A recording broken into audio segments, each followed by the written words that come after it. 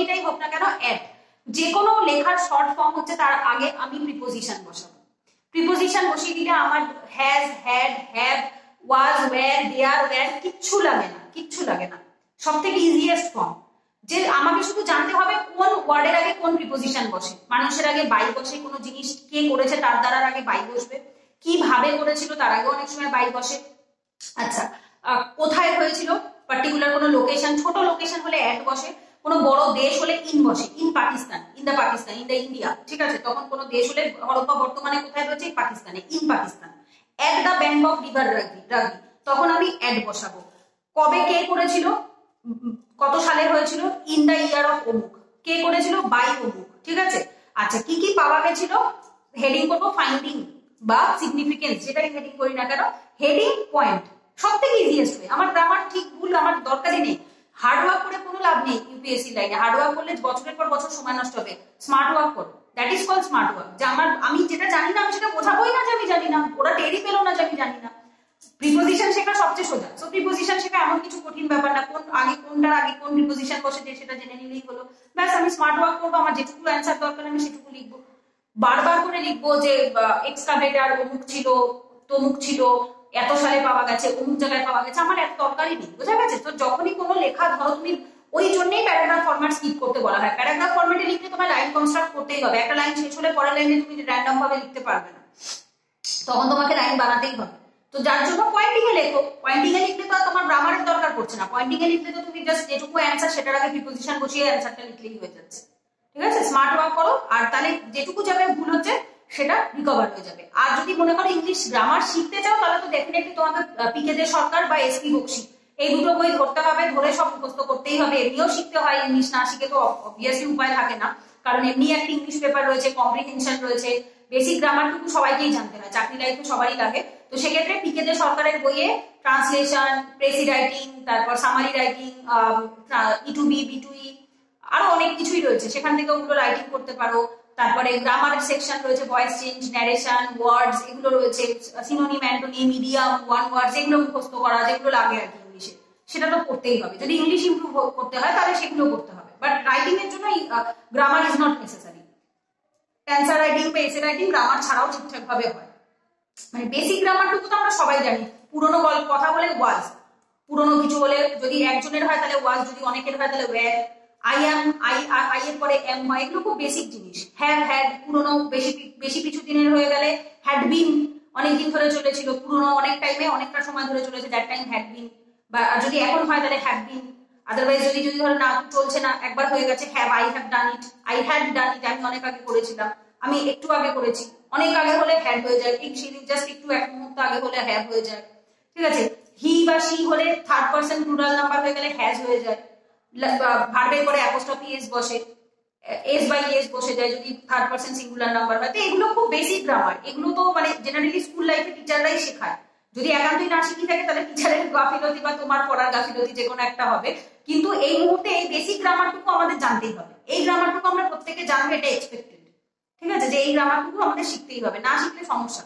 না শিখলে আমরা কিছু মানে ইন্ট্রোডাকশনটুকুও লিখতে পারবো না, কারণ আমাদের যে কোনো এসে রাইটিং এর ইন্ট্রোডাকশন আর কনক্লুশনে আমাদেরকে গ্রামার তো লাগবে। ইন্ট্রোডাকশন কনক্লুশনে তুমি দিতে পারবে না, ওখানে তো বুলেট ফরম্যাট দিতে পারবে না, ওখানে 1-2 প্যারাগ্রাফ বা ফ্লোচার্ট দেওয়া সম্ভব নয়। ইন্ট্রোডাকশনের প্রথম পেজের হাফ পেজ আর শেষ পেজের হাফ পেজ, এইটুকুতে তোমাকে বেসিক গ্রামারটুকু দেখাতেই হবে। মাঝখানটা তুমি তোমার মতো মডিফাই করতে পারো। বডিতে অবশ্যই নিজের মতো করে ডায়াগ্রাম, ফ্লোচার্ট, ম্যাপ, পয়েন্টিং সব লেখা যায়, সব করা যায়, ঠিক আছে। কিন্তু ওই ইন্ট্রো আর কনক্লুশনের জন্য অবশ্যই দরকার। এটা গেল এসে পেপার। এরপর যে ইংলিশ পেপারটা রয়েছে, কম্পালসারি যে পেপারটা রয়েছে, সেখানেও একটা এসে লিখতে হবে, সেখানেও এসে রাইটিং থাকে। তো সেখানেও তোমাকে অ্যাটলিস্ট গ্রামারের কিছু অংশ তো তোমাকে রাখতেই হবে। ওখানে অলরেডি পরীক্ষায় গ্রামার আসবে, ওখানে গ্রামার আসে, ওখানে সিলেবাসই রয়েছে, এসে রাইটিং এর সিলেবাসই গ্রামার রয়েছে, ঠিক আছে। তো যার জন্য গ্রামার শিখতেই হবে। গ্রামার শিখে তারপর গ্রামারটাকে অবশ্যই ইমপ্রুভ করতে হবে। বই আছে, এসপি বক্সির বই আছে, পিকে দে সরকারের বই আছে।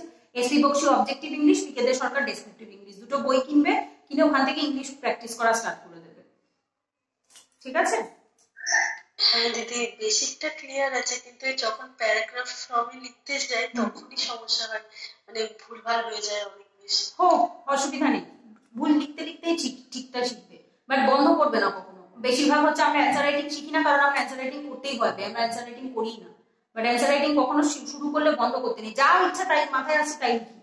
এই যে ধরো ওরা 3জন কপি যে জমা দিয়েছে, সে কপির কোয়ালিটি, লেখার কোয়ালিটি এমন কিছু ভালো না, বাট আই অ্যাপ্রিসিয়েট দেম যে লিখেছে। লেখো, ভুল লেখো, ঠিক লেখো, যা ইচ্ছা মাথা থেকে যা বেরোচ্ছে তাই লেখো। 10 পেজ পারছো না, 2 পেজ লেখো, 3 পেজ লেখো, তাই লিখে জমা দাও, তাই চেক করে দেবো, কোনো অসুবিধা নেই। যেটুকু পারছো সেটুকুই লেখো। লিখতে লিখতে ঠিক শিখবে, না লিখলে কখনো শিখবে না। Error and trial, trial and error, বারবার করে চেষ্টা করতে হবে, ভুল হবে, তবেই শিখতে পারবে। ঠিক আছে, লেখো, লিখে জমা দাও, আমি কপি চেক করে দেবো, অবশ্যই শিখিয়ে দেবো, বলে দেবো কিভাবে লিখতে হবে। আর দিদি আরেকটা, মানে এটা ঠিক হচ্ছে না ভুল হচ্ছে বুঝতে পারছি না, যখন আমি পড়ছি বই বা নোটস থেকে, যখন আমি পড়ছি যে লাইনটা পড়ছি, যেটা মুখস্থ করছি, যখন লিখতে যাচ্ছি ওই হুবহু একই লাইনই লেখা হয়ে যাচ্ছে। মানে এটা কি ঠিক না, হচ্ছে এটা না? তো অসুবিধা কিছু নেই, এটা তো অসুবিধা কিছু নেই, তার মানে মুখস্থ বিদ্যা ভালো, ভালো মুখস্থ হচ্ছে, সেই জন্য হুবহু একই লাইন হয়ে যাচ্ছে, সমস্যা নেই কিছু। তবে ওটা সামারি রাইটিং শিখতে হবে, তার জন্য প্রেসি রাইটিং বা সামারি রাইটিং। যদি লাইনটা ছোট লাইন হয়, ধরো তুমি কারো নোট পড়ছো, নোটটা অলরেডি ছোটই রয়েছে, তখন তুমি যা লাইনে আছে হুবহু তুমি লেখো, কোনো অসুবিধা নেই। ঠিক আছে, কিন্তু ধরো তুমি কোনো বই পড়েছো, স্ট্যান্ডার্ড বই পড়েছো, যে স্ট্যান্ডার্ড বইয়ে জেনারেলি একটা লাইনের মধ্যে অ্যান্সার থাকে এইটুকু জায়গায়, বাকি সব গল্প লেখা থাকে।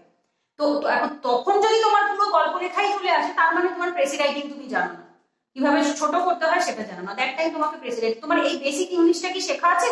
ইংলিশের যে সিলেবাসটা সেটা কি শিখেছো? প্রেসি, সামারি, এগুলো? ওগুলো লিখতে একটু সমস্যা হয়, মানে আমি এমনি র্যান্ডমলি যতটা মানে না, আমি বলতে চাইছি কোনো টিচারের আন্ডারে শেখোনি, তাই তো? একা একাই করেছো যতটুকু পেরেছো। হ্যাঁ হ্যাঁ, বুঝতে পেরেছি, কিন্তু ইংলিশের তো একটা টিচার দরকার হয় বাবু, ইংলিশের কম্পিটিটিভ এক্সামের জন্য ইংলিশের একটা টিচারের দরকার হয়, নাহলে এগুলো একা একা করা খুবই মুশকিল ব্যাপার। কারণ একজন ইভ্যালুয়েটরের দরকার হয়, ইংলিশ প্রেসি রাইটিং এর টেকনিক হয়, সেগুলো কিছুটা শিখতে লাগে।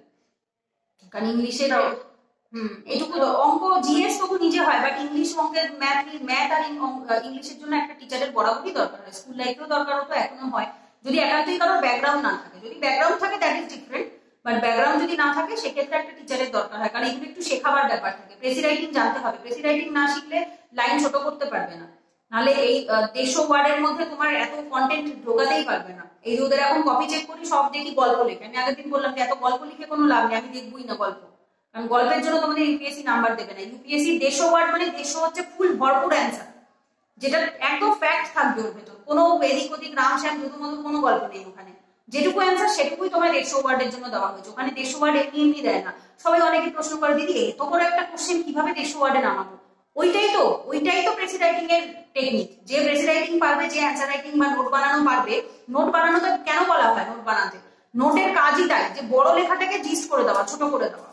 যে বড় লেখাটাকে ছোট করতে পারবে সে অ্যান্সার রাইটিংও ভালো করতে পারবে। ঠিক আছে, তো এবং তখন ওই কারণেই তখন অল্প লেখা, অল্প ওয়ার্ডস এর মধ্যে অনেক কন্টেন্ট ঢুকে যাবে। তো ওই জিনিসগুলো বেস, ইংলিশের বেস ওগুলো। এসে তো পরে শিখতে হয়, এসে লেখা অনেক পরে আসে, বাট ইংলিশের কোর্সটা বা ইংলিশ শেখাটা অনেক বেশি ইম্পর্টেন্ট, ইংলিশটা আগে শিখতে হবে। তো ওই জায়গাগুলো একটু চেষ্টা করো ঠিক করার, ঠিক আছে, ওইগুলো একটু।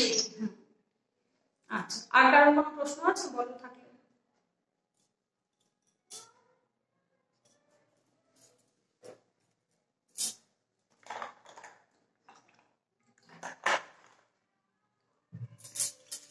আচ্ছা, তাহলে আমি কপিটা খুলছি। হ্যাঁ, আমি আগে প্রিয়াঙ্কার কপিটাই খুলছি। প্রিয়াঙ্কা যেটা জমা দিয়েছিলে সেকেন্ড সেটা মোটামুটি ঠিক ছিল। হ্যাঁ, আমি ম্যাথমেটিক্সটা আগে একবার দেখে দিচ্ছি, তারপরে বাকিটা বলছি। আচ্ছা, প্রথমত হচ্ছে আমি একটা একটা করে বলি, সেটা হচ্ছে আন্ডারলাইন করতে হবে ইম্পর্টেন্ট ওয়ার্ডস গুলোকে। হ্যাঁ, আমি সেটা খুলেছি, তুমিও চাইলে খুলে নিতে পারো, কোনো অসুবিধা নেই। প্রথমত হচ্ছে ইম্পর্টেন্ট কিওয়ার্ডস গুলোকে আন্ডারলাইন করতে হয়। দ্বিতীয়ত হচ্ছে তোমার উপরের দিক থেকে যেগুলো লিখেছো, তোমাকে আমি যেহেতু বলেই দিয়েছিলাম একটা পেজে 100 থেকে 120 বেশি ওয়ার্ড থাকবে না, দ্যাটস ওয়াই তুমি সেটা মেনটেন করেছো, খুব ভালো, ওটাতে কোনো সমস্যা নেই। বিষয়টা হচ্ছে লাস্টের দিকে অনেকটা করে পেজ ফাঁকা রয়েছে, প্রত্যেকটা পেজে প্রথম দিকটাতে গায়ে গায়ে হয়ে গেছে, শেষের দিকটাতে ফাঁকা রয়েছে, সেটা করা যাবে না। পুরো পেজটাতেই একদম সমানভাবে লেখাটাকে স্প্রেড করতে হবে, তার মানে মাঝখানে যে জায়গাগুলোতে গায়ে গায়ে হয়ে গেছে লেখাগুলো, সেগুলোকে একটু দুটো লাইনের মাঝে গ্যাপ দিতে হবে। সবসময় আমরা কিভাবে লিখবো, লেখাটাতে যেন দুটো লাইনের মাঝখানে একটু গ্যাপ থাকে। টিচার যদি দেখে যে তুমি ভুল লিখেছো, ইভ্যালুয়েট করতে হবে, কিছু লাল কালি দিয়ে কাটতে হবে, অ্যাড করতে হবে, যদি সেটা হয় তাহলে সে যাতে সেই জায়গাটা পায়। ঠিক আছে, সেই জায়গাটা যাতে সে পায়, তো সেই জায়গাটা না পেলেও আবার সমস্যা হবে। ঠিক আছে, তো যার জন্য দুটো লাইনের মাঝখানে গ্যাপ রাখবো আর আন্ডারলাইন করবো। একটা জিনিস আমি তোমাদের বারবার বলে দিই, সকালের ক্লাসেও বলছিলাম যে টিচারের যদি কপি চেক করতে সময় বেশি লাগে, তুমি ধরে নাও তুমি মার্কস কম পাবে। টিচারের যদি কপি চেক করতে সময় বেশি লাগে তাহলে মার্কস কম পাবে। আর সময় যদি কম লাগে, মানে কম এফোর্ট দিতে হয়, সহজেই যদি অ্যান্সারটা সে খুঁজে পেয়ে যায় যেটা তার অ্যাকচুয়ালি সে অ্যান্সারে চাইছে, সো তুমি খুশি হয়ে সে তোমাকে নাম্বার দেবে। সো আমি বিং আ টিচারের সাইকোলজিক্যাল দিক থেকে বলছি, আমরা সবসময় কপি চেক করার সময় দেখি আমাদের খাটনি কোথায় কম হচ্ছে, আমরা অল্প সময় কতগুলো বেশি কপি চেক করতে পারছি। তো সেইটা সবসময় কিভাবে পাবে, সেটা যদি ডায়াগ্রামে লেখা থাকে, ফ্লো চার্টে লেখা থাকে, ম্যাপে বানানো থাকে, যেটা খুব সহজে চোখে আসে। এই যে ধরো প্যারাগ্রাফ তো, এবং তুমি আন্ডারলাইন করোনি, আমাকে পুরোটা পড়তে হবে, পুরোটা না পড়লে আমি এখানে অ্যাকচুয়ালি কি লিখেছি আমি বুঝতে পারছি না। কিন্তু যদি এটাই ডায়াগ্রাম, ফ্লো চার্ট বা কোনো কিছুতে লেখা থাকতো, আমি সহজে আমি হালকার মধ্যে আমি জিনিসটা দেখতে পেতাম। প্লাস অল্প লেখাতে পেজ ভরে যায়, ডায়াগ্রাম বানালে না অল্প লেখায় পেজ ভরে। মাঝখানে একটা মেঘ ক্লাউড মতো বানাবো, চারিপাশ থেকে 3-4টে হাত বার করবো, সেই হাতের থেকে কতগুলো ক্লাউড থাকবে, ক্লাউডের থেকে আবার কতগুলো পয়েন্ট বেরোবে। এতে কি হলো, আমার পুরো পেজটা ভরেও গেল আর বেশি ওয়ার্ডও লিখতে হলো না, মানে আমি অল্প কন্টেন্টেও পুরো পেজটাকে ভরাতে পারলাম। বোঝা গেছে? তো সুতরাং আমাদের কি করতে হবে, ইন্ট্রোডাকশন কনক্লুশন লেখো, সমস্যা নেই, বাট বডিতে কিছু কিছু পেজে আমাদের এক একটা পেজে এক একটা ডিফারেন্ট টেকনিক ইউজ করতে হবে। সব পেজ সেম রাখবো না, কোনটা ডায়াগ্রাম, কোনটায় ফ্লোচার্ট, কোনটায় গ্রাফ মতো বানাবো, কোনটাতে ম্যাপ অ্যাড করবো, ঠিক আছে? এক একটা জায়গায় এক এক রকম জিনিস ইউজ করবো। যেমন ধরো এই যে mathematics is the music of reason, যদি এই কোশ্চেনটা আমি লিখতাম, আমি যেহেতু মানে গান কিছু বছর শিখেছি, তো আমি কি করতাম, ওই সারেগামার যে লো এর যে ইয়েগুলো রিড গুলো থাকে, যেভাবে অ্যাকচুয়ালি ওটা ওঠে, অ্যাসেন্ডিং অর্ডারে ওঠে এবং ডিসেন্ডিং অর্ডারে নামে, আমি দরকার পড়লে ওটা আঁকতাম, ওটা আমি এঁকে দিতাম, ঠিক আছে? ম্যাথমেটিক্স যখন বোঝাবো, ম্যাথমেটিক্সে গ্রাফ থাকে, গ্রাফটাকে দরকার পড়লে আমি ড্র করতাম, ড্র, ঠিক আছে? গ্রাফ যেরকম আমরা মাধ্যমিকে গ্রাফ করেছিলাম সেভাবে গ্রাফটা করতাম। জ্যামিতি থাকে, ঠিক আছে? ম্যাথে আমাদের কি থাকে, ট্রিগোনোমেট্রি থাকে, ঠিক আছে? সেই ট্রিগোনোমেট্রি গুলোকে আমরা কি করবো, দরকার পড়লে ড্র করে এঁকে দেখিয়ে দেবো, সার্কেল টাইপের হোক, একটা ত্রিভুজ মতো হোক, একটা কি বলবো ওটাকে, অর্ধেক যেগুলো চাঁদা মতো থাকে বা কিছু ওইরকম একটা আঁকলাম। সেম জিনিসটা মিউজিকেও থাকে, সেম ভাবে মিউজিকেও থাকে, তো ওইটা আমি মিউজিকেরটাও ড্র করতাম। তো দ্যাট মিনস কি, যখন আমি কোনো কিছু লিখবো, দ্যাট শুড বি প্রেজেন্টেবল, সেটা যেন এরকম হয় যে কপি চেক করছে তার জন্য বাহ বেশ ভালো তো ব্যাপারটা, এরকম হয় লেখা যায়, সো ইন্টারেস্টিং হবে ব্যাপারটা অনেকটা। আর এটা তখনই সম্ভব যখন আমার কাছে সেই পরিমাণ কন্টেন্ট আছে, প্রি এক্সিস্টিং নলেজ আছে সেই টপিকটা, ঠিক আছে? না হলে শুধুমাত্র বই পড়া নলেজে সব এসে লেখা সম্ভব নয়। যার ভেতর অন্যতম হচ্ছে যেটা তুমি ফার্স্টেই চুজ করেছো, mathematics is the music of reason, ঠিক আছে? আচ্ছা, এইটাতে যেরকম তুমি প্রথম দিকে যেগুলো লিখেছো সেগুলো মোটামুটি ঠিক আছে, ইন্ট্রোডাকশনটা ঠিক ছিল, বাট পরের দিকে না, আমি বলছি দাঁড়াও, পরের দিকটাতেই সমস্যা হয়ে গেছে। আচ্ছা, প্রথম দিকটা ঠিক ছিল, আন্ডারলাইন করতে হতো কিওয়ার্ডসটা, তাও ঠিক আছে, অসুবিধা নেই। পরের পেজের থেকে যেগুলো লিখেছো, এই যে গ্রাফ, আপস এন্ড ডাউন, ওটা অ্যাসেন্ডিং ডিসেন্ডিং করতে হবে, ঠিক আছে? তারপরে যেটা করেছো পার্ট অ্যান্ড পার্সেল, এগুলো ঠিক আছে, অসুবিধা নেই। রিদিমটা লিখেছো, ওটাও ভালো লিখেছো। ছোটবেলার আর কি অ্যাডাল্ট টাইমে, ছোটবেলায় যেটা লিখেছো চাইল্ডহুড টাইমে, ওগুলো ঠিক আছে, ঠিক আছে। কিন্তু লাস্টের দিক থেকে, মাঝখানের পরের দিক থেকে না, বিষয়টা সোশ্যাল প্রবলেমে বেশি দাঁড়িয়ে গেছে। এক্সাম্পলেরও একটা মানে অভাব দেখে বুঝতে পেরেছি। বেশিরভাগ ক্ষেত্রে এপিজে আব্দুল কালাম বা হচ্ছে যেগুলো কমন ক্যারেক্টার বা যেগুলো আমরা জেনারেলি জানি, সেরকম টাইপের এক্সাম্পলই বেশি ছিল। But mathematics is the music of reason এর অ্যাকচুয়ালি ওই ঐতিহাসিক ক্যারেক্টারের এক্সাম্পল হতো না, এই টপিকটা তো ওই টাইপের ক্যারেক্টারই হতো না। এই টাইপের না জেনারেলি কি হয়, কোনো আর্টিস্টিক লোকের ক্যারেক্টার দিতে হয়, ঠিক? কোনো আর্ট এন্ড ধরো মিউজিক থেকে বিলং করে যে সমস্ত লোক, ম্যাথমেটিক্স থেকে বিলং করে যে সমস্ত লোক, এবং তাদের দুজনের মধ্যে কম্পেয়ার করে দেখাতে হয় যে ইনি আর্টিস্ট। দেখবে খেয়াল করে একটা জিনিস, যারা আর্টিস্ট হয় তারাও তেমন একটা খ্যাপাটে টাইপের হয়, মানে অ্যাজ ইফ যেন তারা এই জগতেরই নয়। যারা সায়েন্টিস্ট হয় তারাও দেখবে এরকমই হয়। সায়েন্টিস্ট, ম্যাথ তো একটা সায়েন্সেরই অংশ না, so math is a part of science, so that's why যারা ম্যাথমেটিক্সে এক্সপার্ট হয় দে আর অলসো সায়েন্টিস্ট, তাদেরকে আমরা সায়েন্টিস্টের মধ্যেই ধরতে পারি। তো সেই হিসেবে তারা জেনারেলি দেখবে তাদের মধ্যে মিউজিক এবং ম্যাথের মধ্যে মিল যেরকম থাকে, সেরকম ম্যাথমেটিশিয়ান বা একজন মিউজিশিয়ানের মধ্যেও অনেক বিষয় মিল থাকে। যেমন কি তারা এই জগতেরই থাকে না, এবং এই রিলেটেড তোমার কাছে এক্সাম্পল থাকতে হবে, এই রিলেটেড এক্সাম্পল জানতে হবে। যেমন মিউজিকের কোনো স্পেশাল 4-5 জনের নাম জানতে হবে, ম্যাথমেটিক্সেরও কোনো স্পেশাল 4-5 জনের নাম জানতে হবে। যেমন টু বি অনেস্ট, আমি ম্যাথমেটিক্সে জানি না সেরকম কাউকে, ঠিক আছে? খুব বেশি আমার আইডিয়া নেই। স্ট্যাটিস্টিক্সের একজনের জানি, আর একজন গণিতজ্ঞবিদ বোধহয়, যার উপর একটা অ্যাওয়ার্ড দেওয়া হয়, ব্যাস ওই একজন দুজনের হয়তো আমি বলতে পারবো। বাট আমার সত্যি নলেজ নেই, কারণ আমি ম্যাথমেটিক্সের সাথে যুক্ত ব্যক্তি নয়, আমি টোটালি পিওর আর্টসের স্টুডেন্ট। বাট যদি কারোর কাছে নলেজ থাকলে তবেই লেখা যাবে, তবেই লেখাটা উচিত, আদারওয়াইজ স্কিপ করে যাবে। ঠিক আছে। সো এক্সাম্পল যেগুলো দিয়েছো এক্সাম্পল গুলো ভুল এক্সাম্পল সেট হয়েছে, এখানে এই এক্সাম্পল গুলো যায় না। ঠিক আছে, এক্সাম্পল গুলো হতো কি দুটোকে কম্পেয়ার করতে হতো, যারা ম্যাথ নিয়ে পড়াশোনা করেছে খুব এক্সপার্ট কেউ, যারা মিউজিক নিয়ে পড়াশোনা করেছে বিশাল বড় কেউ, তাদের এক্সাম্পল গুলোকে এখানে অ্যাড করতে হতো। এবং অ্যাট দ্য সেম টাইম একটা প্যারা থাকতো এমন, যেটা ওই যে অ্যান্টিভিউ এর যে প্যারাটা না, ওই অ্যান্টিভিউ এর প্যারাটা তো এখানে হতো না, কারণ এখানে সলিউশন দেওয়ার মতো সেরকম কিছু নেই, ক্রিটিসাইজ করার মতো সেরকম কিছু নেই। তাহলে কি হতো, কম্পারিজনের একটা প্যারা হতো, কম্পারিজনের একটা পেজ হতো, 8 নাম্বার বা 9 নাম্বার পেজটাতে না একটা কম্পারিজন রাখতে হতো, যে 5 জন ম্যাথমেটিশিয়ান 5 জন মিউজিশিয়ান, তাদেরকে কম্পেয়ার করবো। আর মিউজিশিয়ান মানে যে শুধুমাত্র গান তা নয়, যারা গান লেখে, গান কম্পোজ করে, বা কোনো আর্টিস্টিক ক্যারেক্টার, এমন কোনো ব্যক্তি যে আর্ট নিয়ে মানে মিউজিক রিলেটেড যে কোনো আর্ট নিয়ে পড়াশোনা করেছে বা বিশাল বড় কিছু হয়েছে, সেই রকম 5 জনের 5-5-10 জনের নাম এবং তাদের মধ্যে যে মিলগুলো, তাদেরকে তাদের এক্সাম্পল গুলো দেবো, দিয়ে তাদের ভেতর যে মিলগুলো ছিল বা যেখানে যেখানে তাদের কি কি ডিফারেন্স ছিল, জেনারেলি আমাদের মিলই লিখতে হবে এখানে, কারণ যেহেতু এখানে জিনিসটাকে কম্পেয়ার করার মতোই দিয়েছে। এসেটা কিন্তু ইজ অল অ্যাবাউট, এই এসেটা পুরোটা কম্পারিজনের একটা এসে। তো সেক্ষেত্রে আমাদের কি করতে হতো, আমাকে দুটো বিষয়টাকে মিলটাকে পার্থক্যটাকে লিখতে হতো। বোঝা গেছে? তো এই কন্টেন্টটা তো নেই, টু বি অনেস্ট আমার নিজের কাছেও নেই, কারণ আমি নিজে কখনো পড়িনি, কারণ আমি এটা তো এক্সপার্ট নই বিষয়টাতে। আমার হালকা নলেজ ম্যাথমেটিক্সে, হালকা নলেজ মিউজিকে, মিউজিকে যেটুকু আছে ম্যাথমেটিক্সে সেরকম কিছুই নেই। তো সেই ক্ষেত্রে লেখা সম্ভব নয়, দুটো বিষয়েই প্রপার নলেজ থাকলে প্রি এক্সিস্টিং তবেই লেখা সম্ভব। ঠিক আছে, তো যার জন্য তোমার এই এসেটাতে যেটা আমি বলেছিলাম, এই যে নিচের দিকে আমি লিখে দিয়েছিলাম নিড স্ট্রং এক্সাম্পল, এক্সাম্পল গুলো না খুব লাইট ওয়েটেড হয়ে গেছিল এবং সোশ্যাল ইস্যু রিলেটেড হয়ে গেছিল, যেন সমাজের ইস্যুস গুলো, যেমন এখানে তুমি লিখেছিলে ফিনান্সিয়াল কন্ডিশন, প্রপার্টি, এই অর্গানাইজেশনের এই জায়গাগুলো লিখেছিলে। এটা কাইন্ড অফ মনে হচ্ছিল যেন তুমি ওই মডেলটাকে অ্যাড অন করার জন্য তুমি জোর করে চাপিয়ে দিচ্ছ, বাট ওই মডেলটাকে এখানে চাপাবার দরকার ছিল না, এখানে জাস্ট দুটোর মধ্যে কম্পারিজন করলেই হতো। ঠিক আছে, ওখানে ওই মডেলটাকে আনার দরকার নেই। আচ্ছা, ওই প্রত্যেকটাতে আমি এক্সাম্পলের উপরেই মেন এমফাসাইজ করেছি, আর এই এক্সাম্পল আমি অলরেডি বললাম কোন কোন এক্সাম্পল লেখা যাবে কম্পেয়ার করে।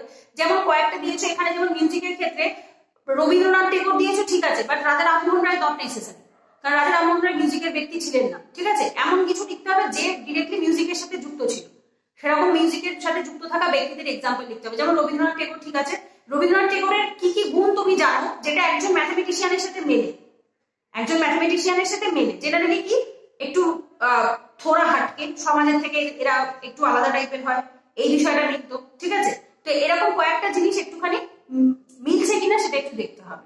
ঠিক আছে, তো এই টাইপের হলে একটুখানি লেখাগুলোতে মানে অপশন যেগুলো থাকবে সেগুলো ওইভাবে করেই লিখতে হবে।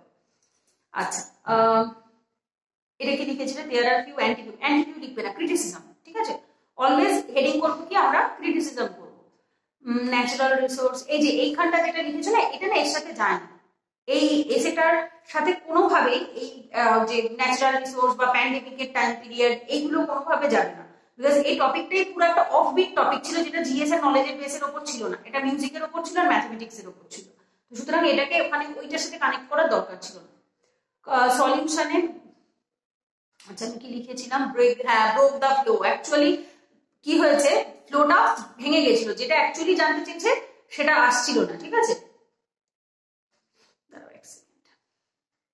হ্যাঁ বলছি দিদি, কোন জায়গাগুলো আন্ডারলাইন করবে একবার একটু বলে দাও, এইটাতে বা পরেরটাতে যে কিওয়ার্ড গুলো। হ্যাঁ আমি বলে দিচ্ছি, এই এসেটাতে আন্ডারলাইনের দরকার নেই, কারণ এই এসেটার কন্টেন্ট ওয়াইজই ভুল হয়েছে। ঠিক আছে, এসের কন্টেন্ট যদি ঠিক থাকে তবেই আন্ডারলাইনের দরকার আছে, আদারওয়াইজ এটা যেহেতু কন্টেন্ট ওয়াইজটাই ঠিক নেই, দ্যাটস ওয়াই এটাকে আমি আন্ডারলাইন করতে বলবো না, পরে যেটা লিখেছো ওটা আমি আন্ডারলাইন করতে বলে দিচ্ছি। আচ্ছা, ওই যে বললাম আমি নিচে লিখে দিয়েছিলাম নিড মোর কন্টেন্ট, কন্টেন্টের দরকার এই টপিকটাতে। আচ্ছা আমি বলে দিচ্ছি, পরেরটাতে হচ্ছে লিখেছিলে পাওয়ার কামস উইথ রেসপন্সিবিলিটি, ওইটা তাই না? আচ্ছা,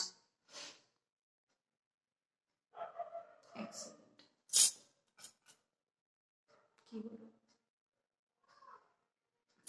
একসাথে দুটো খুলতে গিয়ে আবার একটা হারিয়ে গেল।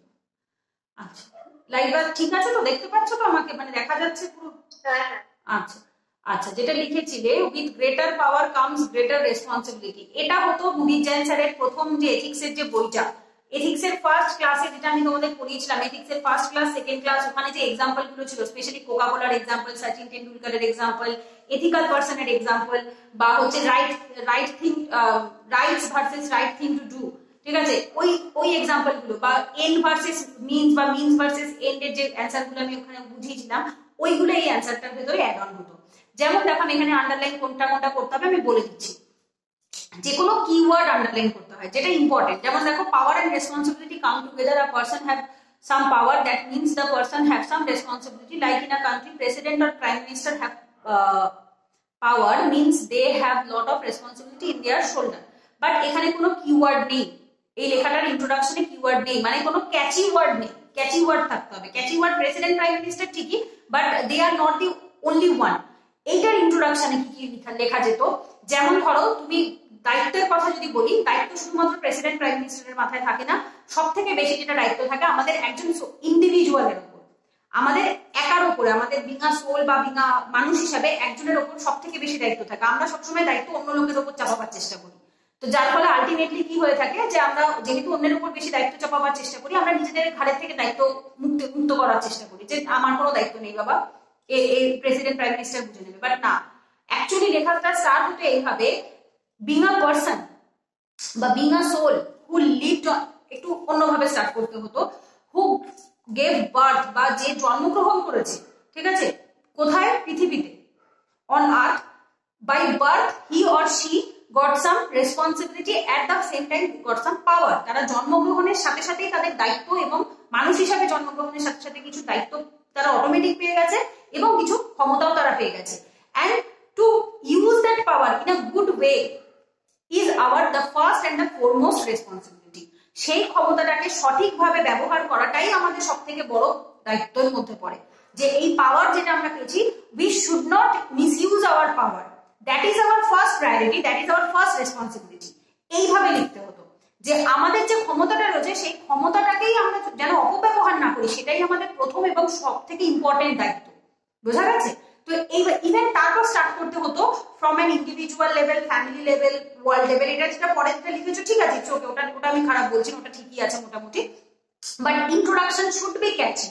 যেই মুহূর্তে তুমি একজন নিজেকে সোল হিসাবে এবং একজন হিউম্যান বিং হিসাবে ডিফাইন করবে না, দ্যাট টাইম যিনি কপি চেক করবে তিনি বুঝবে যে তুমি হালকা হালকা উপর ভাষা মানুষ নও, তোমার ভাবনার গভীরতা অনেক বেশি, কারণ তুমি নিজেকে একজন আত্মা হিসেবে প্রমাণ দিচ্ছ, এবং যখনই তুমি নিজেকে একজন সোল হিসেবে প্রুভ করবে, that means you are believe in a spirituality. এটা একটা প্রুভ হচ্ছে। এট দ্য সেকেন্ডে যেটা বোঝা যাবে যে তুমি নিজেকে মানুষ হিসেবে জন্মগ্রহণ করার জন্য তুমি নিজেকে অনেক দায়িত্ব সম্পন্ন মনে করো, এবং দায়িত্বটা শুধুমাত্র যে একজন ইন্ডিভিজুয়াল লেভেলে বা অন্য অর্গানাইজেশন লেভেলে থাকে তা না, আর স্পেশালি যখন ইন্ডিভিজুয়াল লেভেলে বলবে না, সেটার উপর এমফাসাইজ অনেক বেশি করতে হবে, অনেক।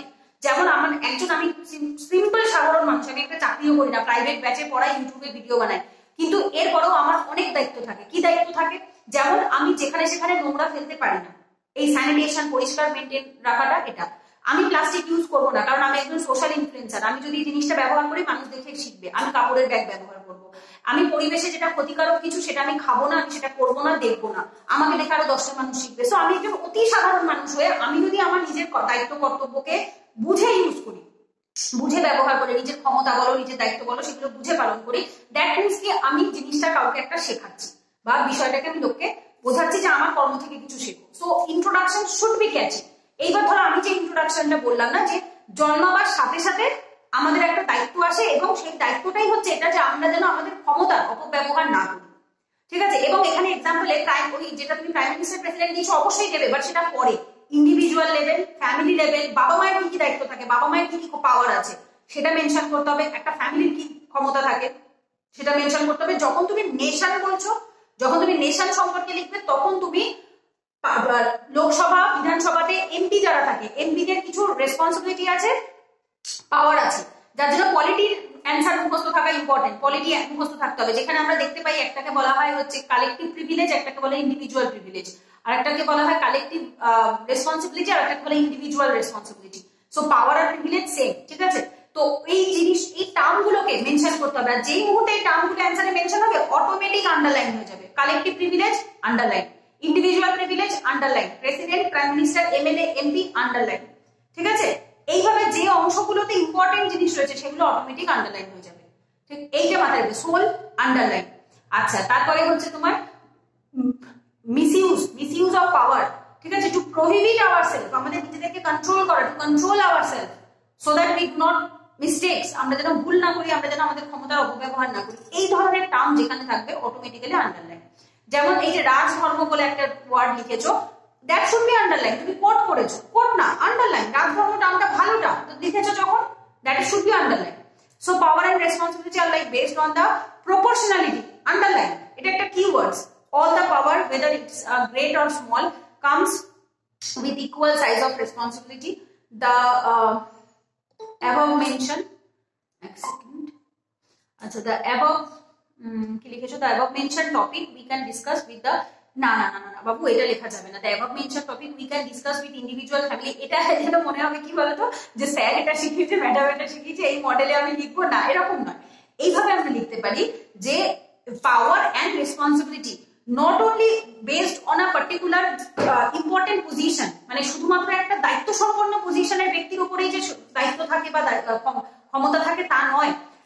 পাওয়ার and responsibility lies with each and every person of this universe. এই বিশ্ব ব্রহ্মাণ্ডের প্রত্যেকটা মানুষের উপরেই দায়িত্ব বর্তায়। কি দায়িত্ব বর্তায়?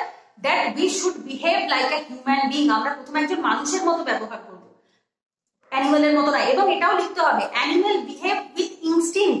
অ্যানিমেলরা ব্যবহার করে ওদের ইনস্টিংক্টে, মানে ওদের যেটা ভেতর থেকে আসে না সেটা করে, সহজাত যে প্রভাবটাও অ্যানিমেলদের থাকে। But human being have brain, human being have nervous system, human being can think, তারা ভাবতে পারে, তারা বলতে পারে, they can thought, they have a thinking process, a thought process. So being a human being, we have that responsibility as an individual level. At the same time, some responsibility lies in our family, our parents. Some responsibility lies on a particular organization or an institution like marriage. Marriage has some power, marriage has some marriage or family or a kinship, these kind of institutions or organizations, or a non-government organizations or a NGO, SHG, এই টাইপের example দেবে। We as a society as a whole have some power and the responsibility. We as a nation, we as a world has a responsibility. Even at the same time, last day, we as a universe, আমরা even ধরো আমরা এই অবধি পড়েছি, that doesn't mean এইটুকু world হচ্ছে শেষ, তা নয়। We as a universe, we as a multiverse has some responsibility and the power. So we should be protected. এইভাবে আমাদের উচিত এটাকে প্রোটেক্ট করা বা এটাকে রক্ষা করা। We should not never, মানে আমাদের উচিত নয় কখনোই যাতে আমরা এটা মিসইউজ করবো ক্ষমতার। তো যখনই এই টার্ম গুলো এইভাবে জাস্ট আমি বলবো না যে আমি অ্যাবাভ মেনশন এই টপিকের উপরে লিখছি, না, আমি লাইন ক্রিয়েট করে লিখবো। বোঝা গেছে? এইভাবে করে লাইনটা ক্রিয়েট করবো, লাইনটা ক্রিয়েট করে তারপরের পেজ থেকে আমি ইন্ডিভিজুয়াল লিখতে পারি। তাহলে কি হলো, এই যে তুমি যেহেতু প্রথম দুটো প্যারা লিখেছো, সো আমার অত দরকারই নেই। আমাকে যদি এইখানটাতে যদি লাইন ক্রিয়েট করতে হয় তাহলে অটোমেটিক আমার মাঝখানের প্যারাটা দরকার পড়বে না। দরকার পড়লেও আমি ওই যেটা আমি লিখছি সেটা আরো আগে থাকতে আমি স্টার্ট করে দিতে পারবো। ঠিক আছে? তো এই যে যেটা লিখেছো two side of a coin, খুব ভালো, ওটা আন্ডারলাইন করে দাও। এই যে two side of a coin, এই যে দেখেছো the word power and responsibility one like two side of a coin, two side of a coin underline হয়ে যাবে। একটা কয়েনের দুটো দিক, ভালো টার্ম লেখো, আন্ডারলাইন করো, যেখানে কি ওয়ার্ডস পাচ্ছ সেটাকেই আন্ডারলাইন করতে হবে। আচ্ছা, এরপরে ইন্ডিভিজুয়াল পেজে যেটা লিখেছো, এক্সাম্পলের ঘাটতি ছিল বাবু। Doctor B R. Ambedkar, APJ Abdul Kalam, this are common example, দিতে পারো, বাট কাইন্ড অফ রিপিটেটিভ হয়ে যাবে। এটা এথিক্স এর এক্সাম্পল দিলে ভালো হবে। এথিক্স এর এক্সাম্পল মুদির জৈন স্যারের ফার্স্ট চ্যাপ্টার, মুদির জৈন স্যারের বইয়ের যে প্রথম চ্যাপ্টারটা, ওখানে প্রচুর এক্সাম্পল আছে যে কিভাবে অ্যাকচুয়ালি কোন কোন লেভেলে কি কি দায়িত্ব পড়ে, আমাদের নিজেদের কি কি দায়িত্ব আছে। নিজেদের ইন্ডিভিজুয়াল লেভেল যখন লিখছো না, তখন নিজের দায়িত্বের কথা লিখতে হয়। তুমি এখানে বি.আর. আম্বেদকরের এক্সাম্পল দেওয়াটা, ওখানে তোমার ওটা হবে না, ওখানে তোমার নিজের এক্সাম্পল দিতে হবে যে তুমি একজন ইন্ডিভিজুয়াল হিসাবে সমাজে কি কি দায়িত্ব পালন করো, সমাজের প্রতি কি কি তোমার ক্ষমতা আছে। যেমন তোমার ক্ষমতা, এটা অবশ্যই লিখতে হতো ফান্ডামেন্টাল রাইট, ফান্ডামেন্টাল ডিউটি, এইটা লিখতে হতো যে we are more concerned about our fundamental right, আমাদের কি কি মৌলিক অধিকার আছে তাতে আমরা খুব concern, but we even don't know that what are the fundamental duty is. দরকার পড়লে অ্যান্সারে একটা ছোট্ট চার্ট বানাবো, এবার দরকার পড়লে কি 100 বার লিখতে হতো, এই অ্যান্সারটাতে দরকার ছিল। এপাশে ফান্ডামেন্টাল রাইটের ডিটেল দরকার নেই, right to equality, right two freedom of speech, right against exploitation, এই জাস্ট ওই 6টা ফান্ডামেন্টাল রাইট লিখে দেবো। এপাশে 11টা ফান্ডামেন্টাল ডিউটি রয়েছে, বাট লিখবো যে দেয়ার আর 11 fundamental duties, few important few of them, এর ভেতর কিছু কিছু এখানে লিখে দেবো। যেমন দেশের দরকার পড়লে আমাকে ডাকতে পারে যুদ্ধ করার জন্য, তখন আমাকে যেতে হবে, তখন আমি বলতে পারবো না যে আমি যাবো না। আমার দেশের যারা যুদ্ধ করেছে, ফ্রিডম ফাইটার, তাদেরকে সম্মান করা, আমার যারা হচ্ছে ডিগনিটি, ওম্যানের ডিগনিটি, বা হচ্ছে সকল মানুষকে সমান চোখে দেখা, তারপরে হচ্ছে তোমার ওই কি বলো ওটাকে ন্যাশনাল ফ্ল্যাগ, ন্যাশনাল অ্যান্থেম, তারপর জাতীয় যে আমাদের আর্কিটেকচার রয়েছে সেগুলোকে রেসপেক্ট জানানো। তো এটা লেখা মানে যিনি কপি চেক করবে তিনি বুঝবে ইউ হ্যাভ কন্টেন্ট অলসো, শুধুমাত্র হাওয়ায় মানে কথা ভাসালে এসে লেখা হয়ে যাবে না, কন্টেন্ট, ভরপুর কন্টেন্ট থাকতে হবে। তো এটার জন্য অ্যাকচুয়ালি GS 1 2 3 4 এর নলেজ ইজ ভেরি ইম্পর্টেন্ট। যদি নলেজ না থাকে আমি লিখবোটা কি, ঠিক আছে? So first try to inculcate the knowledge, চেষ্টা করো যতটা সম্ভব রিডিং মুখস্থ করা, সিলেবাস যেন ঠোঁটের আগায় থাকে। সিলেবাস মুখস্থ হলে লেখা অটোমেটিক ভালো হয়ে যাবে। না হলে যদি এই যে তুমি যেটা লিখেছো তোমার আমি বুঝতে পেরেছি কন্টেন্টের অভাব রয়েছে, কন্টেন্টের অভাব থাকা সত্ত্বেও যেটুকু লিখেছো দ্যাট ইজ ওকে, আমি বলছি এটা খারাপ হয়নি, কিন্তু এটাই যদি তোমার কন্টেন্ট থাকে লেখাটা 1000 গুণ বেটার হয়ে যাবে, ভালো, অনেক ভালো হয়ে যাবে। কারণ তুমি এখন প্যারাগ্রাফ ফরম্যাট লিখেছো, যেই তোমার কন্টেন্ট আছে না তুমি প্যারাগ্রাফ ফরম্যাট লিখবেই না। যাদের কাছে কন্টেন্ট ভরপুর থাকে তারা কখনো প্যারাগ্রাফ ফরম্যাট লেখে না, কারণ প্যারাগ্রাফ ফরম্যাটে কন্টেন্ট ঢোকানো যায় না। ডায়াগ্রাম, ফ্লো চার্ট, পার্থক্য চার্ট এগুলো লিখলেই একমাত্র কন্টেন্ট ঢোকানো যাবে, ঠিক আছে? সো এক্সাম্পলের সময় কন্টেন্টটা একটু বেটার থাকতে লাগবে।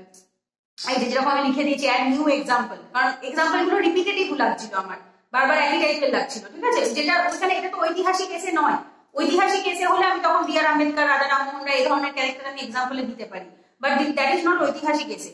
দায়িত্ব শুধুমাত্র ওনাদের উপর নয়, দায়িত্ব বহু মানুষের উপর ছিল, পলিটিশিয়ানদের উপর এখন বর্তমানে আছে, আমাদের উপর আছে, সমাজের উপরে আছে। পরিবেশ দূষণ করছি আমরা সাধারণ মানুষ, নরেন্দ্র মোদী একা কি করবে? একার পক্ষে তার দেশ বাঁচানো সম্ভব না। আমরা যদি মনে করি যে আমরা অ্যাজ আ নেশন আমাদের প্রত্যেকের উপর দায়িত্ব রয়েছে, আমরা পরিবেশ দূষণ কম করব, আমরা অর্থনীতিকে এমন ভাবে সাস্টেইনেবল ডেভেলপমেন্টের এক্সাম্পল লিখতে হতো। সাস্টেইনেবল ডেভেলপমেন্ট যেটা অ্যাকচুয়ালি আমাদের বোঝায় যে ক্ষমতা থাকলেই তার অপব্যবহার করো না, দায়িত্বটা পালন করো। সাস্টেইনেবল ডেভেলপমেন্ট, ক্লাইমেট চেঞ্জ অবশ্যই এক্সাম্পল অ্যাড করতে হতো, ইভিএস এর এক্সাম্পল প্রচুর অ্যাড করতে হতো, ইকোনমির এক্সাম্পল অ্যাড করতে হতো, এই ধরনের এক্সাম্পল গুলো থাকতে হতো। কোনো লোকের পার্টিকুলার নাম দিয়ে এক্সাম্পল সবসময় প্রয়োজন পড়ে না, কিছু ইভেন্টেরও এক্সাম্পল ঢোকাতে হবে। যেমন অর্গানাইজেশনের লিখেছো, এনজিও, ঠিক আছে, এনজিও, এসএইচজি এগুলোর কিছু দায়িত্ব থাকে, সেটা ঠিক আছে, বিজনেস কোঅপারেশনের একটা দায়িত্ব রয়েছে, এগুলো ঠিক আছে। প্রথম প্যারাগুলো মোটামুটি ঠিক ছিল, সেকেন্ড আর থার্ড প্যারাতেই সমস্যা হয়েছে। সেকেন্ড আর থার্ড প্যারাগুলো এক্সাম্পলের উপর বেস করে হতো, যেখানে তোমার প্রপার এক্সাম্পল গুলো আসছিল না। ইভেন পরে সোসাইটিটা তো, তাই সোসাইটি অ্যাজ আ নেশন, এই যে ধরো ক্রাইম গুলো হচ্ছে সেগুলোর একটা এক্সাম্পল লিখতে হতো, যে we failed as a society, we failed as a human being because our rape case has increased a lot, crime against women, crime against child, crime against SC/STs are increasing day by day। এইখানে report add করতে হতো যে national sample সার্ভেতে কি কি আমাদের report বেরিয়েছে, যে প্রত্যেক দিন 90টা করে মেয়ে রেপড হচ্ছে প্রত্যেক 16 মিনিটের মাথায় মাথায় করে। সো দ্যাট মিনস হচ্ছে এই এক্সাম্পল গুলো আমাদেরকে লিখতে হবে, জানতে হবে, না জানলে অবশ্যই লিখতে পারবো না। দ্যাট মিনস আমার কন্টেন্ট দরকার, কারেন্ট অ্যাফেয়ার্স দরকার, স্ট্যাটিক নোট মুখস্থ থাকা দরকার, ঠিক আছে? So we as a society তখনই এইগুলো লিখতে হতো। কান্ট্রিরও তাই, দেশের ক্ষেত্রেও অ্যাড অন করতে হতো, এই আমি যেটা বললাম MLA, MP, prime minister, president, এদের কি কি পাওয়ার আছে সেটা লিখতে হবে। পলিটি না পড়লে এটা সমস্যা, পলিটি পড়লে তবেই জানতে পারবে, পার্লামেন্ট চ্যাপ্টার পড়লে। ফান্ডামেন্টাল রাইট, ফান্ডামেন্টাল ডিউটি কান্ট্রির মধ্যে অ্যাড